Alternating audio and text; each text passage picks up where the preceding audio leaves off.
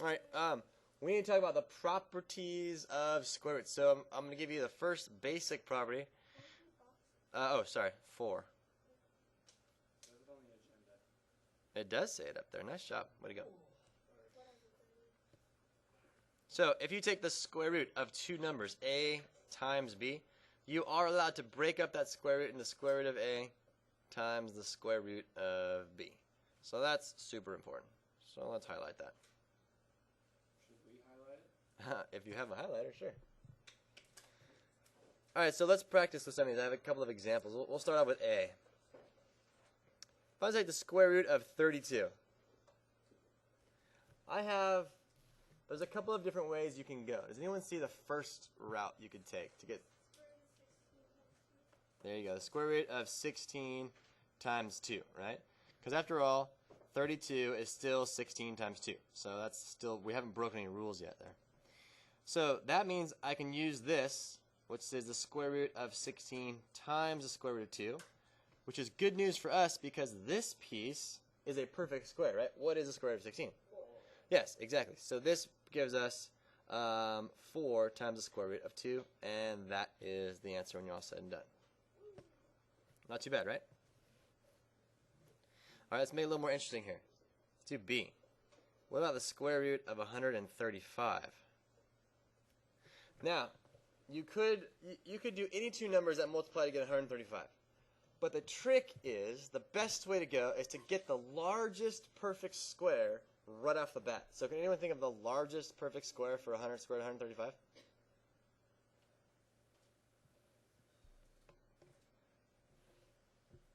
Anybody?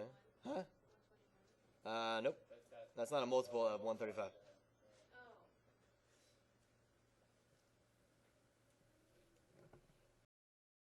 Oh, you got it.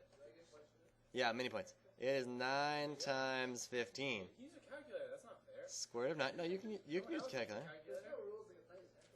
Okay, this is good news for us. That right there is a perfect square. So the answer we get on the end is 3 times the square root of 15. Everybody cool with that one? Yep. All right, let's move on to the second property. So second box here, property. Here we go. It says this. You can take the square root of a divided by b and break up the square root. Square root of a divided by square root of b. Now, notice that this is an equal sign, okay? So that means that you can go back and forth. You can go from the left to the right, and you can also go from the right to the left, and that comes up to play an important role in one of the examples. So there's our rule, so that's important. And here is one example. We'll start you off easy, okay? What about the square root of 81 over 25? What do you do with that thing? Yep, I can break it up into the square root of 81 divided by the square root of 25, which of course is the 9/5, is the principal square root, 9/5 as an answer, right? That one's not so bad. Square root of 3.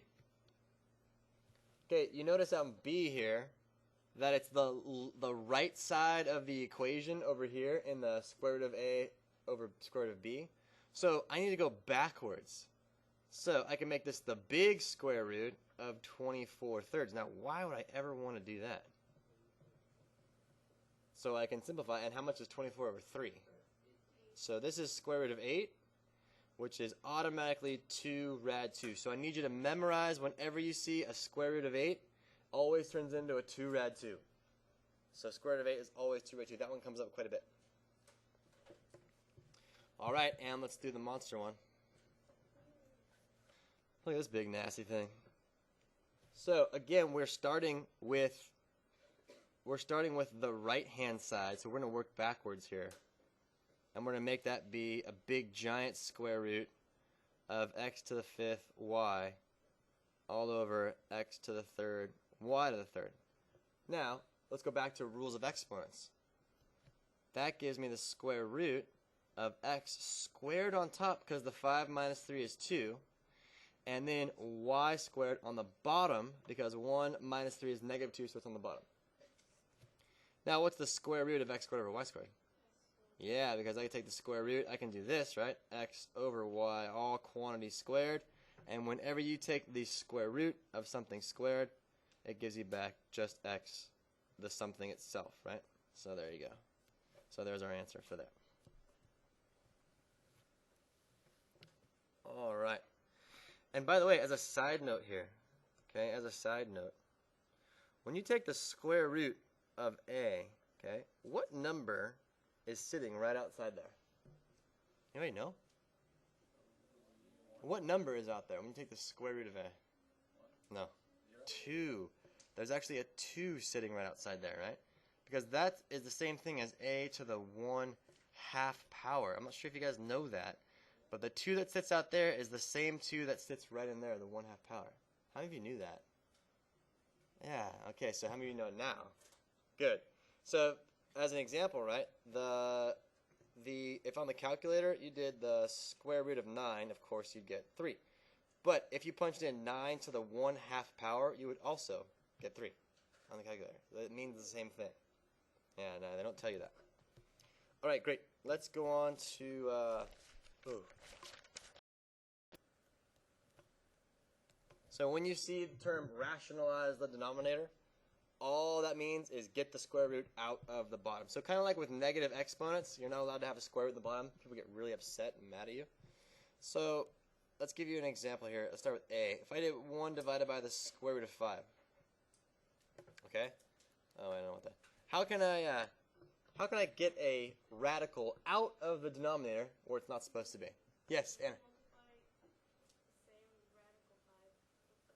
That's exactly right. She's totally right. She says you multiply by a fancy 1, is really what you're saying. Square root of 5 divided by a square root of 5, right? That right there is just a fancy 1. So we can do that. But look what that does for you, right? That gets you the square root of 5 divided by, well, what's the square root of 5 times the square root of 5? That's just 5. And bang, that's our answer. So we have rationalized the denominator. And if you actually plug in 1 over rad 5 in the calculator, hit enter, you get the same thing as rad 5 over 5. But now we have a different form where the square root is out of the bottom. Okay, here's the next one. B. And there's only A, B, and C. Let's do 3 divided by 4 rad 2. So, Anna, back to you. What would I do? Do I multiply by 4 rad 2 or just rad 2? What do you think? I could do that, but I don't have to do that. I only have to multiply the top and bottom by the thing I want to get rid of, which is the rad 2. That's going to give me 3 rad 2 all divided by 4 times, now what's rad 2 times rad 2? 2. So that is an answer of 3 rad 2 over 8. Okay, and the hardest one, C, which brings up one of my favorite ideas here. What's 5 divided by the square root of x plus 2? All right, what's different about this one now? Well, the only part of it has a square root, right? So I need to multiply by something, and I need to get a square root out of the bottom. Does anyone have any idea what we could multiply by?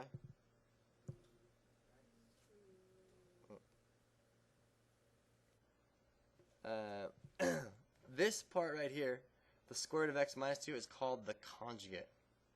Remember that, Sarah? Yeah. In calculus, right?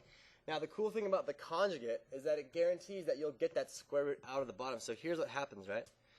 You get 5 times the square root of x minus 2, all divided by, watch what happens when you do FOIL. Square root of x times square root of x is just x, right? Square root of x times negative 2 is negative 2 square roots of x. Positive 2 times square root of x is a positive 2 square roots of x. That should be an x, sorry. And, of course, last thing is 2 times negative 2 is minus 4. So if you take a look right here in the center, this really cool thing, what happens to that right there? That goes away.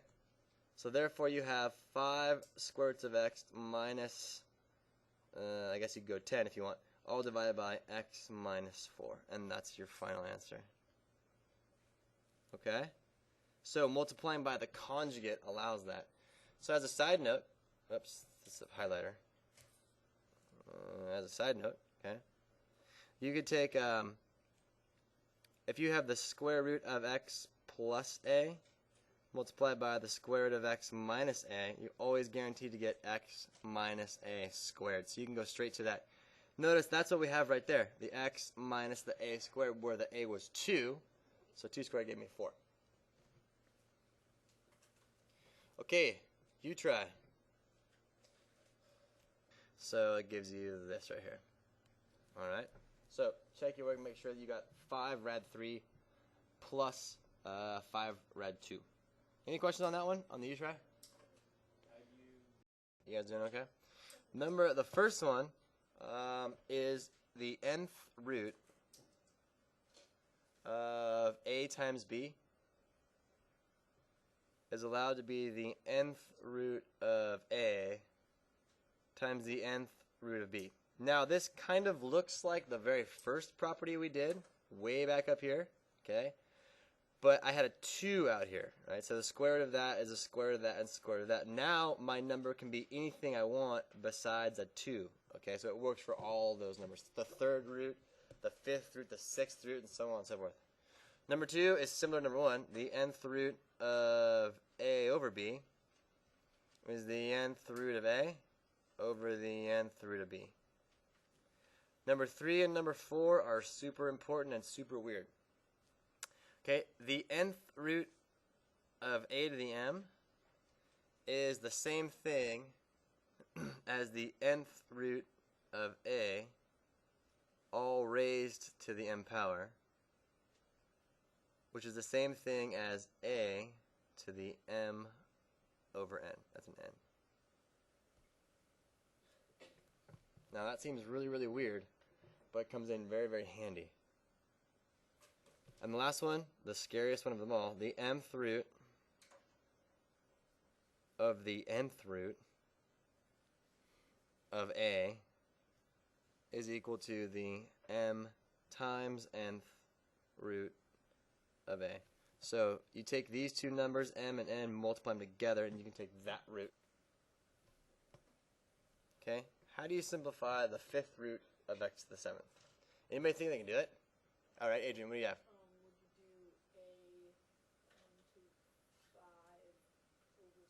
You could, this would be 7/5. But yeah, you could do that. But how do I simplify it? So yeah, think of it, whoa, where'd it go? Fifth root of x to the, one's like that, right? X to the 7. So think of it like this, right? Isn't this the fifth root of, isn't this just x times x times x times x? And how many of these do I have? I have 7 of them, right? Times that 1, 2, 3, 4, 5, 6, 7. Okay, good. Now, let's group these together. How many of those do I have? Yeah, right? So this could be considered, right? Couldn't I break this up as the fifth root of x to the 5th times x, well, how many do I have left over? 2 squared. Can I do that? Now, that's the fifth root of x to the 5th times the fifth root of x squared, because I can use property number 1. But why do I care so much about this one? Because the fifth root of x to the 5th is what? That's just x times the fifth root of x squared. So that's the answer. You just use the third thing. To the 7th. All right. Well, there's a square here, right? So we're allowed to take these two and multiply them together. So that would give me the 6th root of x to the 7th. Okay? Now, the cool way to break this up is the 6th root of x to the 6th times x to the 1st. Because after all, I'm still multiplying my bases, so I add the exponents. That gives me the 6th root of x to the 6th times the 6th root of x to the 7th. X to the 1st, sorry. So that is super nice because the 6th root of x to the 6th becomes x times the 6th root of x. Okay, that was a faster example for you.